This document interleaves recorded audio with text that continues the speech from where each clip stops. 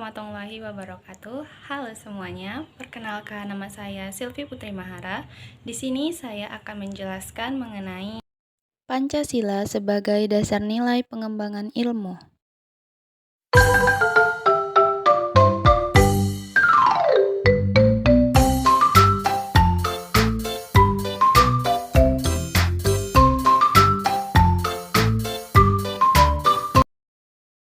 Menurut Kunto Wijoyo, pengembangan ilmu mengindikasikan bahwa kebanyakan orang sering mencampur adukan antara kebenaran dan kemajuan sehingga pandangan seseorang tentang kebenaran terpengaruh oleh kemajuan yang dilihatnya. Lebih lanjut, ia menyebutkan bahwa kebenaran itu bersifat tidak bertambah atau non-kumulatif karena kebenaran tidak makin berkembang dari waktu ke waktu. Adapun kemajuan itu bersifat bertambah atau kumulatif karena kemajuan selalu berkembang dari waktu ke waktu. Kategori non-kumulatif seperti agama, filsafat, dan kesenian.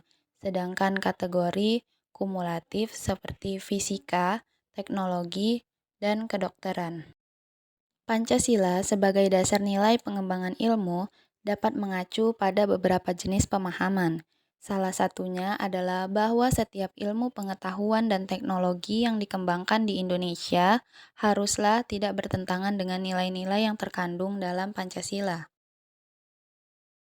Konsep Pancasila sebagai dasar nilai pengembangan ilmu dapat mengacu pada beberapa jenis pemahaman. 1. Setiap ilmu pengetahuan dan teknologi atau IPTEK yang dikembangkan di Indonesia tidak bertentangan dengan nilai-nilai yang terkandung dalam Pancasila. 2.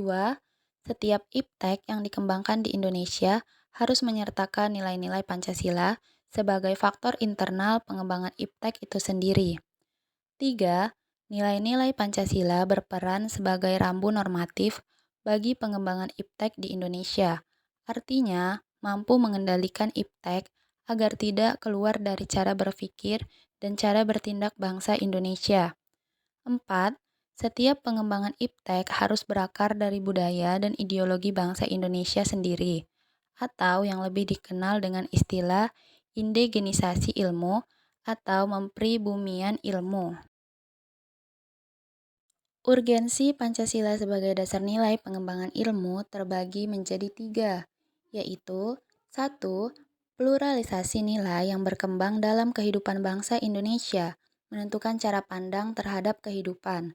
Oleh karena itu, dibutuhkan refleksi dan renungan yang mendalam agar tidak terjerumus dalam penentuan keputusan nilai yang tidak sesuai dengan kepribadian bangsa. 2. Dampak negatif kemajuan IPTEK terhadap lingkungan hidup saat ini berada di titik yang nadir, yang dapat membahayakan kehidupan manusia.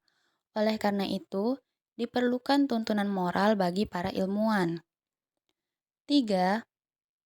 Perkembangan IPTEK yang sangat didominasi oleh negara-negara barat dapat mengancam nilai-nilai kepribadian bangsa seperti gotong royong, solidaritas, musyawarah, dan sebagainya. Oleh karena itu, diperlukan orientasi yang jelas sehingga dapat menyaring nilai-nilai yang tidak sesuai dengan kepribadian bangsa. Alasan diperlukannya Pancasila sebagai dasar nilai pengembangan ilmu. 1.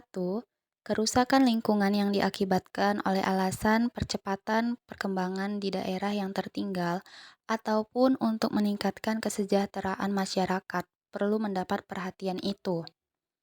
2. Penjabaran sila-sila Pancasila untuk mengontrol dan mengendalikan kemajuan IPTEK yang berpengaruh pada perilaku dan cara berpikir masyarakat yang cenderung pragmatis. 3. Nilai-nilai kearifan lokal yang merupakan simbol dari berbagai daerah mulai digantikan menjadi gaya hidup global. Adapun contohnya ialah 1. Gotong royong yang berubah menjadi individualisme. 2. Sikap sahaja yang berubah menjadi gaya hidup mewah. 3. Semangat solidaritas yang berubah menjadi individualistis. 4. Mufakat yang berubah menjadi voting.